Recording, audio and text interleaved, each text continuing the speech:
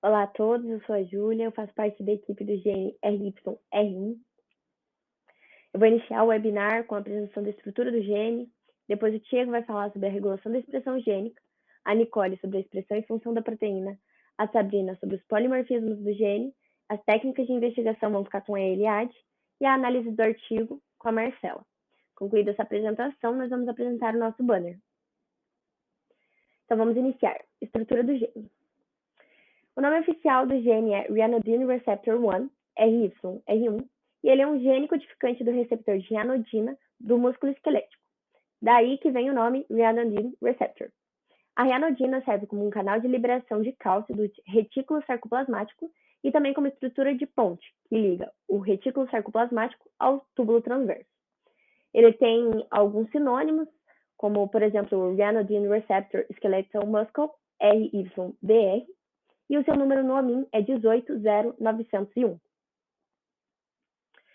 Agora, sobre a localização cromossômica desse gene está no cromossomo 19, no braço longo, na primeira região, na terceira banda, na segunda subbanda. O sentido da fita é forward trans, ou seja, 5 linhas, 3 linhas, e as coordenadas genômicas nos indicam que no cromossomo 19 ele está aproximadamente nos nucleotídeos 38.400.000. Aí embaixo tem uma imagem da localização. O gene está num retângulo vermelho ali embaixo, mais à direita.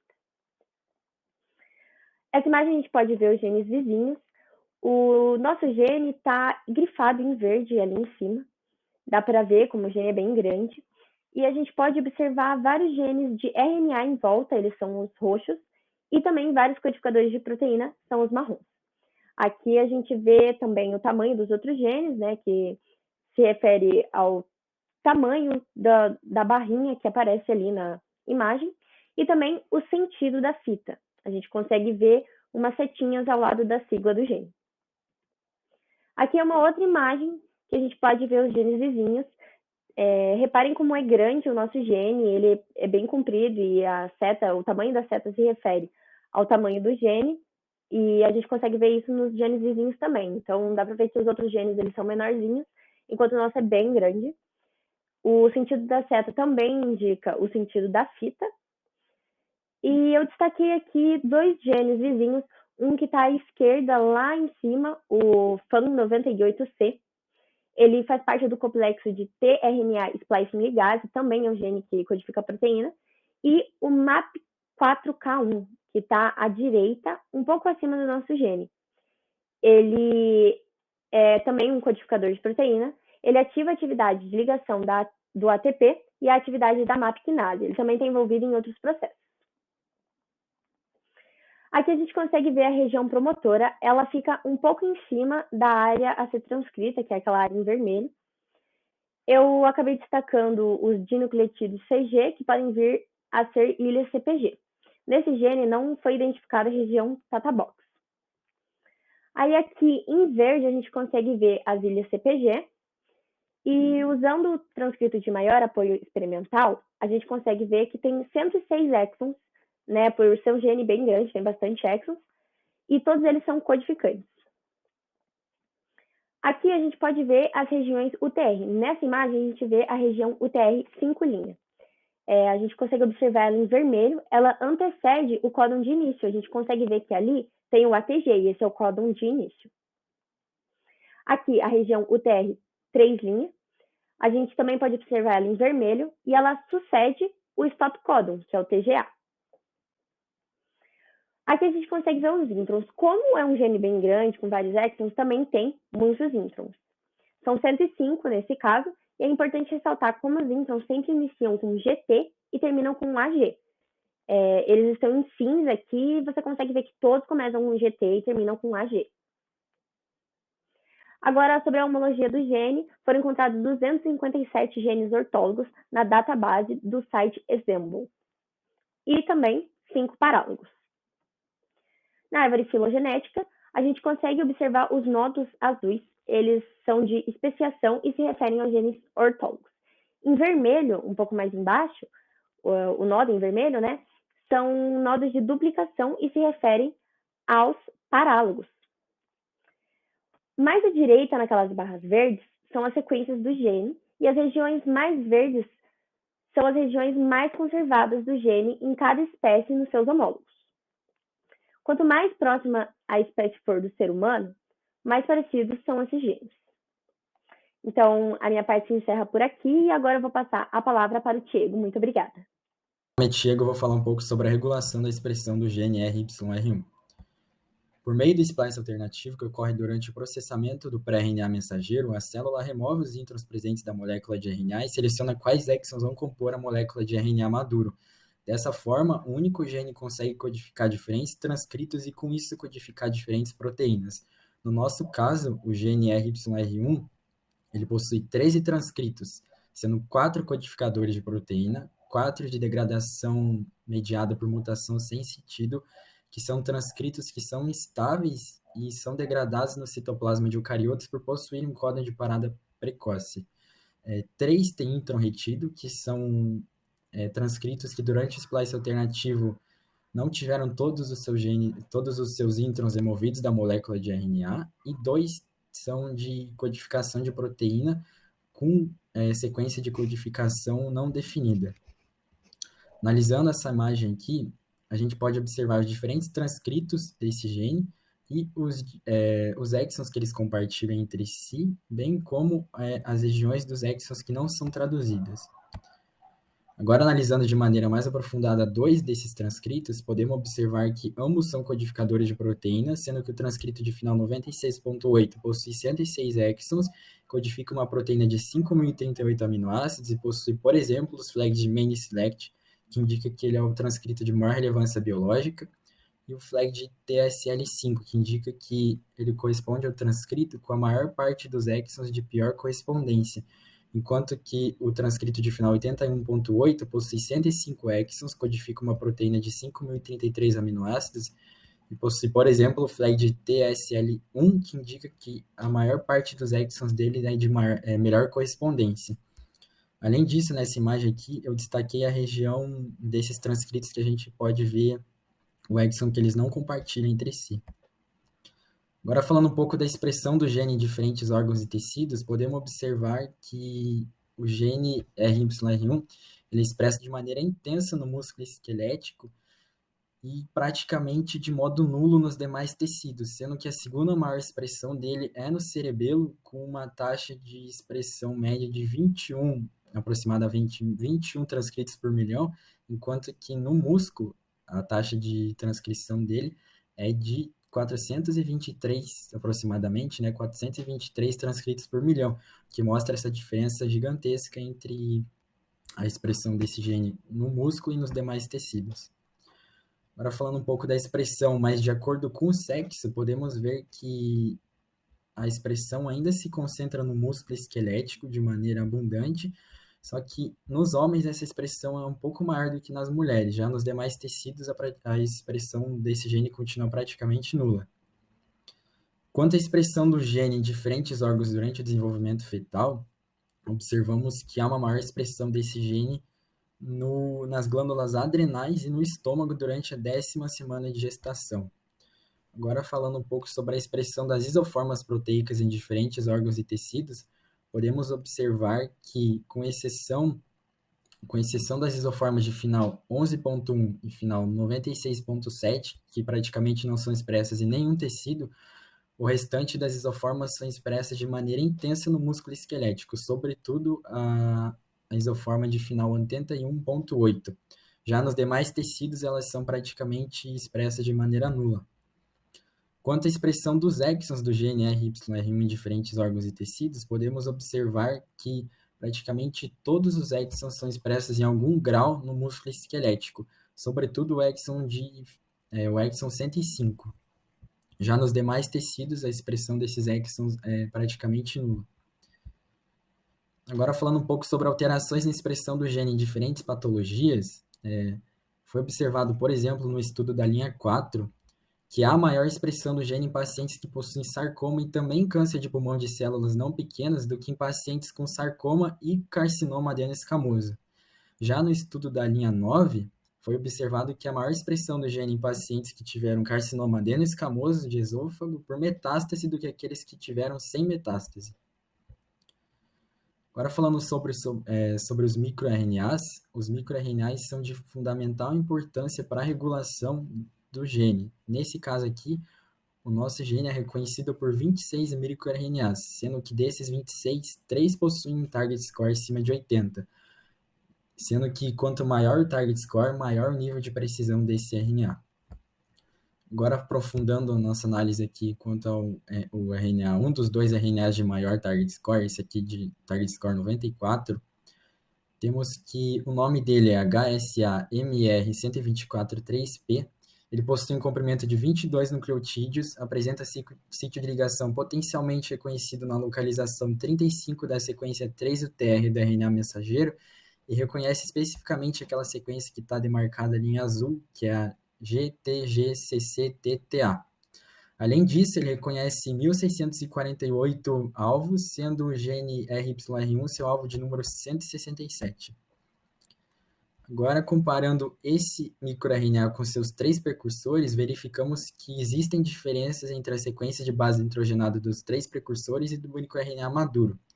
Para formar o microRNA maduro, houve a adição de 5 bases no primeiro e no segundo precursor, e no terceiro houve a adição de 4 bases. Essas bases estão grifadas em azul ali. Além disso, nós podemos ver que tanto o primeiro quanto o segundo precursores, eles são codificados no cromossomo 8, mas em diferentes regiões dele. Enquanto que o terceiro precursor, ele é codificado no cromossomo 20. Oi, meu nome é Nicole e eu vou falar sobre a expressão e a função da proteína. Bom, a proteína expressa pelo gene RYR1 é receptora de reanodina 1. Ela é um canal que mede a liberação de cálcio dos estoques intracelulares, como o retículo sarcoplasmático, para o citoplasma. Essa proteína desempenha um papel fundamental no desencadeamento da contração muscular. Ela também mede a liberação de cálcio dos neurônios, participando dos processos de sinalização celular no cérebro, e tem importância na embriogênese, já que ela participa do desenvolvimento das fibras musculares, do músculo esquelético, do desenvolvimento da pele, da ossificação e da morfogênese do coração. Bom, como eu disse, a principal função dessa proteína é liberar o cálcio do retículo sarcoplasmático e atuar na contração muscular. Mas como ela age? Primeiro, vai ocorrer um estímulo por neurotransmissores, como a acetilcolina, que vão causar abertura de canais de sódio, permitindo que ele entre para dentro da célula. Esse sódio dentro da célula vai criar um potencial de ação que vai percorrer toda a membrana até entrar em contato com o receptor DHPR, que são receptores de dihidropiridina, mudando a conformação dele. Esse receptor ele tem uma ligação com a nossa proteína, receptora de reanodina 1, que fica na membrana do retículo sarcoplasmático.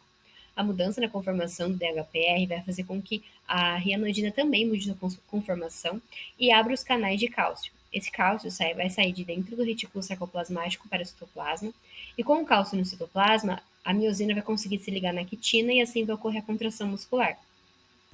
Bom, quanto à estrutura da proteína, essa proteína ela tem estruturas secundárias e terciárias, elas são homotetrâmeros, ou seja, possuem 4 subunidades iguais, apresenta 70% da sequência de aminoácidos homólogos.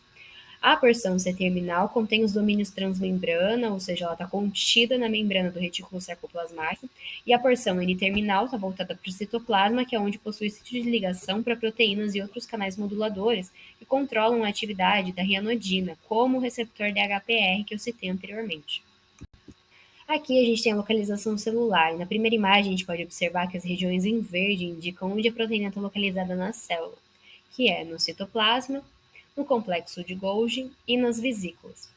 Na segunda imagem, a gente tem uma imunofluorescência também mostrando a localização da proteína na célula, que são as regiões em verde. Em azul, a gente tem o núcleo e em vermelho, os microtúbulos que delimitam o tamanho da célula. Aqui a gente tem a expressão da proteína em tecidos diferentes.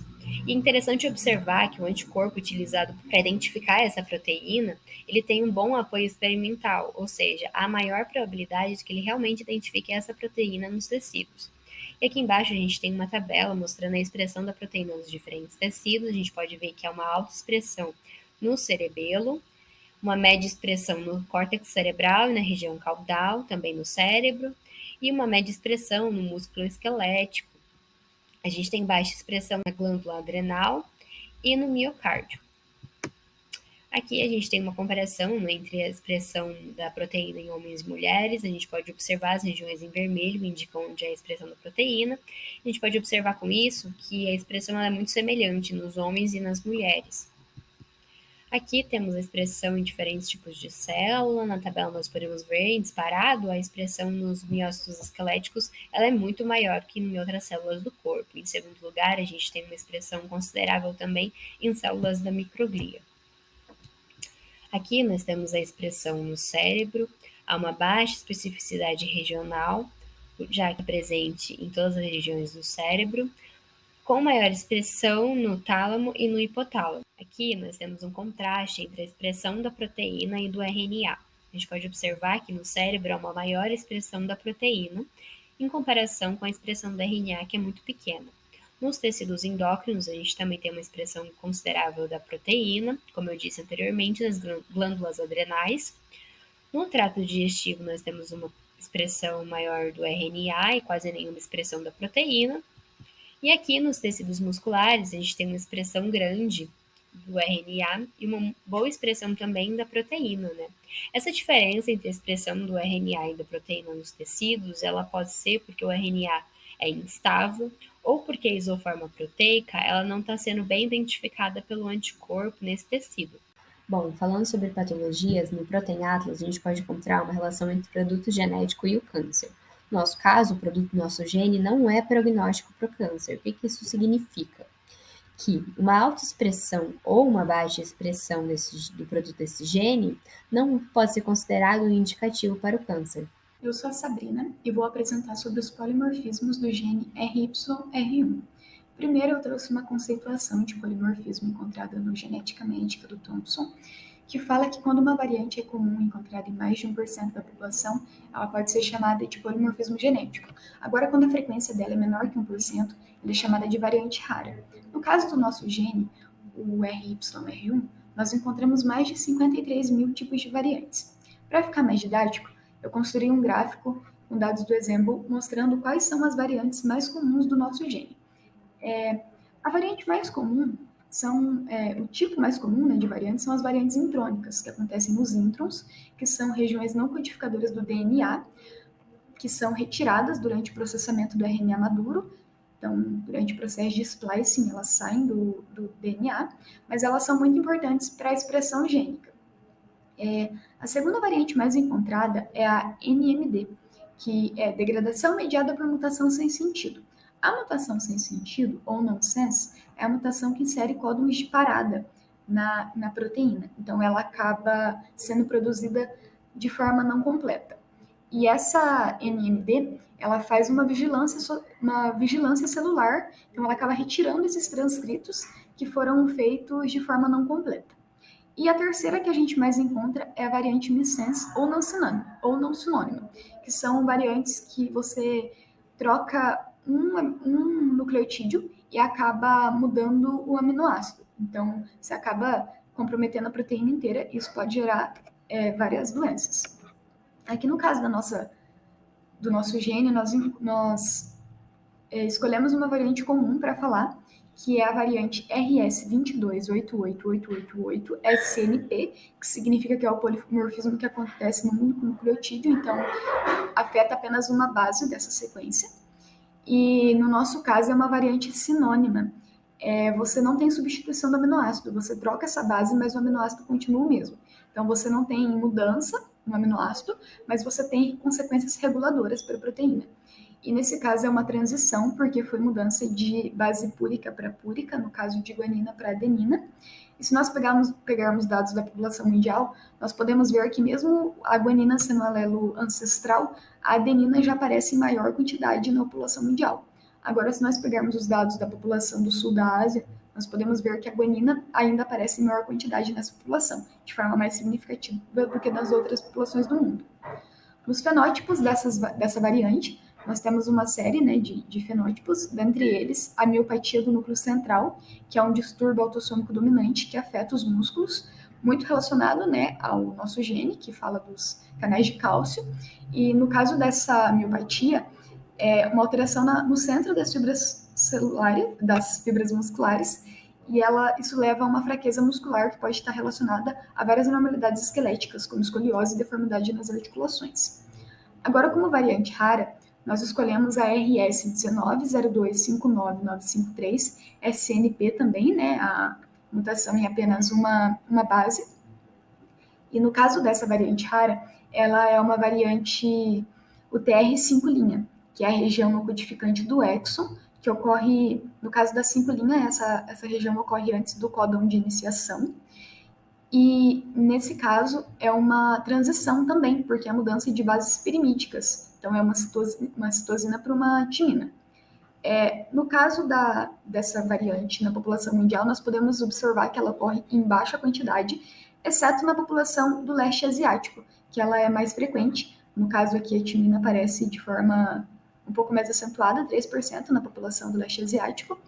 E dentre os fenótipos dessa variante, nós notamos a suscetibilidade à hipertermia maligna, que é quando ocorre uma elevação da temperatura corporal. E esse fenótipo é muito importante e perigoso, porque geralmente o paciente não sabe que ele tem essa variante, não sabe que ele tem essa suscetibilidade. Então, quando ele vai fazer uma cirurgia,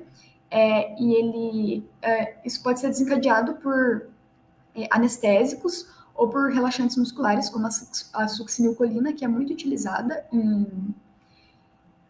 em cirurgias. Então, como isso altera os canais de cálcio, o cálcio é liberado muito rápido, a contração muscular ocorre de maneira muito rápida e a temperatura corporal se eleva. Então, você pode ter rigidez muscular, paralisia nos órgãos e uma eventual morte. Então, isso é um ponto muito importante para médicos ficarem com muita atenção, porque geralmente o paciente não sabe, isso pode levar a um risco muito grande em cirurgias. E é isso. Olá, eu sou Eliade Siqueira e eu vou falar sobre técnicas de investigação. Inicialmente, eu vou falar sobre a técnica para quantificação de um transcrito.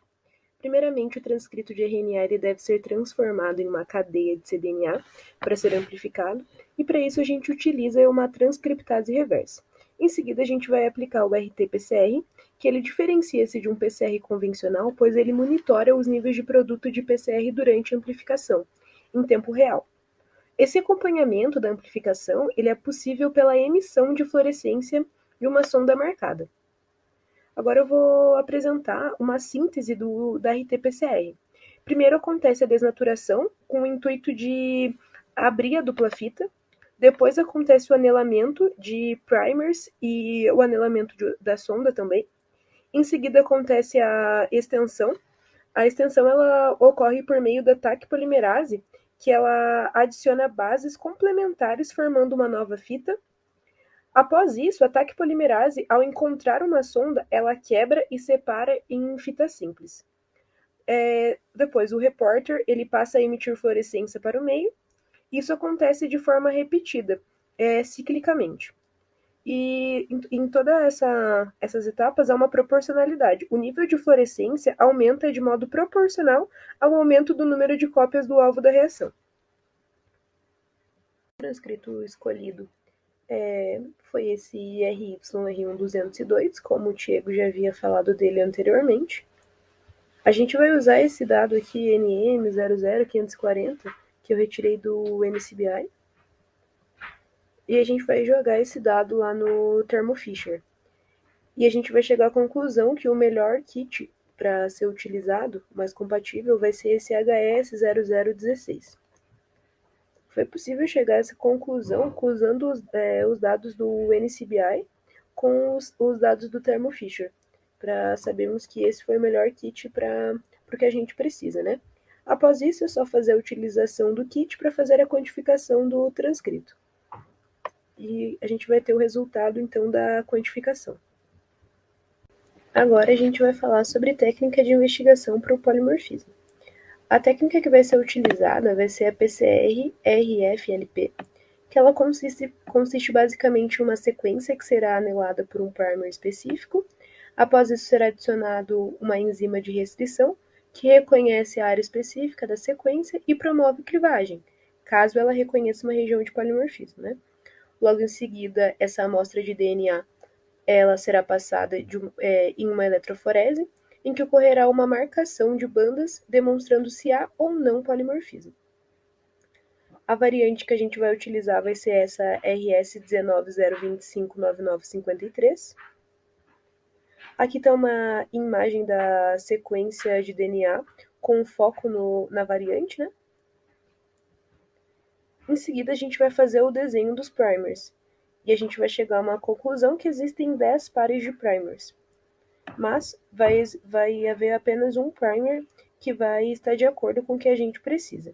Existem algumas regras que devem ser levadas em consideração na hora de escolher um primer.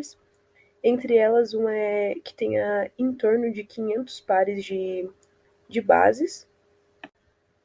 Mas esse critério ele não é tão rígido.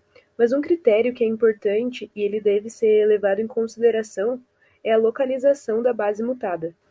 Que a base mutada ela deve ficar obrigatoriamente dentro da região do primer. Ela não pode estar fora dessa região de jeito nenhum. Esse critério ele é essencial. Dessa maneira, o nosso primer escolhido foi esse primeiro primer aqui, o primer 1. Aí aqui nessa imagem a gente pode ver que o forward primer ele se liga anteriormente ao alelo mutado e o reverse primer se liga posteriormente a esse alelo. A forward primer ela se liga diretamente à fita, né? Já o reverse primer, a reverse primer a gente precisa usar ela para fazer a ligação. Agora, para a verificação, a gente vai analisar pelo UCS em si, demonstrando que, de fato, o anelamento dos primers vai se ligar, de fato, à região onde existe o polimorfismo, demonstrado aqui em azul. Aí, aqui, esse valor do meio vai ser o valor onde se encontra a variante, e esses dois valores vão ser um do forward primer e o outro do reverse primer, para a gente verificar que, realmente, o valor da variante está no meio entre os dois, né? E que o valor do alelo mutado está entre o primer mesmo. Outro tópico que vai ser abordado é a identificação da enzima de restrição. Para isso, inicialmente, a gente vai pegar a sequência da variante e vai colocar aqui no Restriction Mapper, e ele vai gerar toda essa tabela de enzimas possíveis. Porém, apenas uma enzima vai reconhecer a região que a gente precisa, que é entre o alelo mutado aqui. Que a enzima que vai reconhecer essa região é essa enzima aqui, porém, ela não cliva a mutação no local correto. Mas, caso ocorresse uma clivagem, o fragmento de DNA seria separado. O mais pesado ficaria mais acima, porque ele não teria capacidade de percorrer o gel da eletroforese, enquanto a segunda banda poderia percorrer por mais tempo o gel da eletroforese. Demonstrando assim que com a clivagem da enzima, existiriam 2 fragmentos com a mutação, enquanto que no alelo normal não, pois ele seria demonstrado por apenas uma banda. Da minha parte era isso. Obrigado. Oi, meu nome é Marcela e o artigo que eu vou apresentar é Correlações genótipo-fenótipo em miopatias recessivas relacionadas ao RYR1. Esse artigo ele foi publicado na revista Orphanet Journal of Rare Diseases em agosto de 2013. Como já foi dito anteriormente, a proteína codificada pelo gene RYR1 ela funciona como um canal de liberação de cálcio na musculatura esquelética, e por isso que as mutações nesse gene são a causa mais comum de miopatias congênitas. Até recentemente, a maioria das pesquisas relacionadas à miopatia com envolvimento do RYR1, elas se concentravam nas mutações dominantes. Já esse artigo ele tem um enfoque maior nas mutações recessivas. E devido aos estudos anteriores, os autores eles já sabiam que as mutações dominantes estão mais associadas à hipertermia maligna e à doença de núcleo central. E as mutações recessivas, elas predominam na doença multiminicor, miopatia centronuclear e na desproporção congênita do tipo de fibra. Além disso, eles também já sabiam que os pacientes com mutações recessivas possuem um quadro clínico mais grave e com maior envolvimento da musculatura extraocular e bulbar. Os métodos. Para realizar esse estudo, os autores eles fizeram uma análise de 14 casos inéditos e 92 casos relatados anteriormente de mutações recessivas. O sequenciamento genético dos casos inéditos foi feito através do método Sanger padrão e os níveis de expressão da proteína RYR1 foi avaliado através de técnica Western blot. Eles dividiram os casos em 2 grupos. No primeiro grupo foram incluídos as mutações nonsense, frameshift e splicesite, que são as mutações hipomórficas. ou seja, são mutações que diminuem a produção da proteína RYR1. Já no segundo grupo, eles incluíram as mutações missense e small inframe indels, que são mutações que geram alelos não hipomórficos, que são os alelos que resultam nas proteínas com funcionamento anormal. Os resultados começam por esse gráfico, que ele mostra que dos 106 casos analisados, 51% eram miopatias centrais, que no caso são representadas pela doença multiminicor, doença de núcleo central, miopatia central atípica e miopatia nemalínica. Comparando a porcentagem de alelos hipomórficos e alelos não hipomórficos, ficou bem evidente que as mutações hipomórficas elas são mais prováveis de serem encontradas nas miopatias não centrais, como por exemplo na desproporção de tipo de fibra congênita. Isso sugere que as miopatias não centrais elas são mais relacionadas à redução da expressão da proteína, enquanto as miopatias centrais ocorrem mais devido à má funcionalidade dos canais de condução de cálcio. Esse outro gráfico ele mostra que uma proporção maior de pacientes com fenótipo grave possuem pelo menos um alelo hipomórfico. Também foi feita uma análise da localização dos tipos de mutação no gene. Essa análise ela indicou que existem aglomerados de alelos não hipomórficos, como por exemplo a quantidade bastante na região C-terminal de mutações missenses, que são representadas pelas bolinhas. Os dados dessa outra tabela analisaram a proporção de mutações não hipomórficas missense nos domínios funcionais do gene. Essa análise ela indicou que na doença de núcleo central, 59% das mutações missense se encontram no hotspot 3. Isso sugere que o fenótipo ele é pelo menos parcialmente determinado pela posição da mutação. Já essa outra tabela, ela indica que uma proporção maior dos pacientes com pelo menos um alelo hipomórfico apresenta oftalmoparesia. Mas, por outro lado, não teve nenhuma associação significativa entre a posição da mutação e a presença de oftalmoparesia. As conclusões que eles chegaram foi: eles conseguiram uns resultados que mostraram as primeiras associações entre o tipo de mutação, a localização e a gravidade clínica.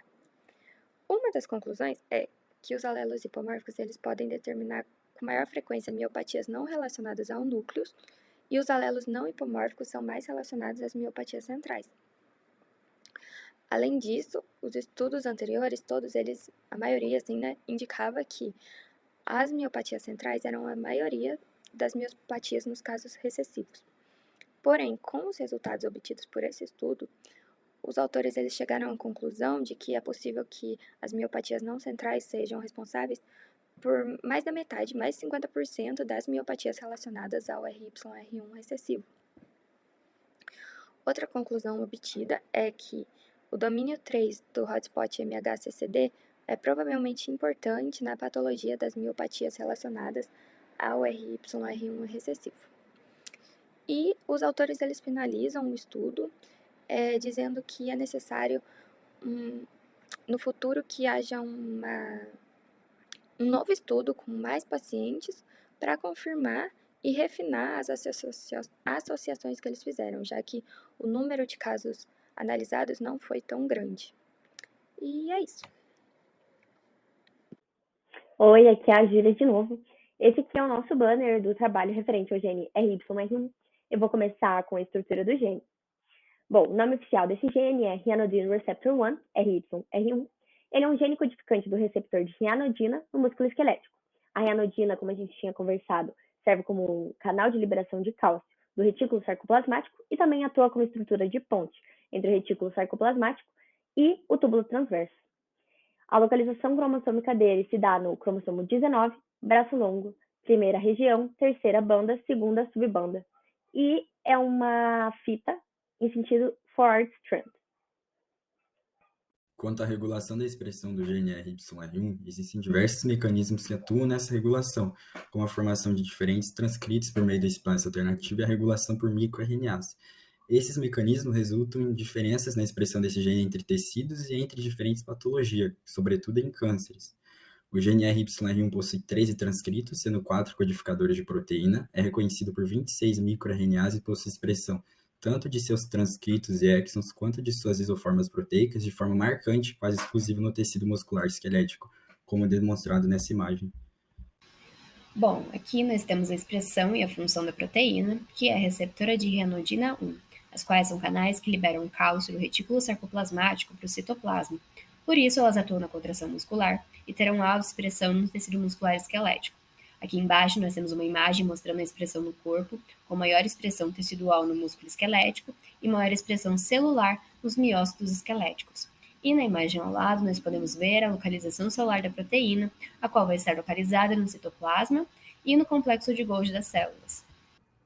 Na parte de polimorfismos do nosso banner, nós citamos, além da caracterização do que é polimorfismo retirada do Genética Médica do Thompson, as variantes mais comuns para o nosso gene. No caso, nesse gráfico, nós conseguimos ver de uma forma muito expressiva que a variante que mais aparece é a intrônica, em 56% dos casos, e nós trazemos também como as variantes, no caso, nós usamos de exemplo a que escolhemos para o trabalho, tanto a comum quanto a rara, que elas têm relação com o fenótipo da miopatia central, que é um fenótipo totalmente expressivo em variantes e mutações no nosso gene RYR1. Bom, da minha parte sobre técnica de investigação, eu escolhi colocar basicamente a técnica de identificação do polimorfismo, que foi utilizada, que foi a real-time PCR seguida de um sequenciamento.